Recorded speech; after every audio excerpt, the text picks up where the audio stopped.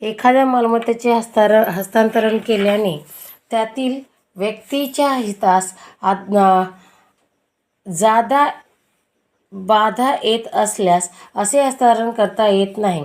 मोकळी जागा, हवा, पाणी, इनामी स्वरूप दिलेला भाग, एखाद्या शैक्षणिक संस्था चालवण्यासाठी मिळणारे अनुदान किंवा एखाद्या निराधार व्यक्तीने पालनपोषण करण्यासाठी मिळणारे अनुदान यांचेही हस्तांतरण करता येत नाही.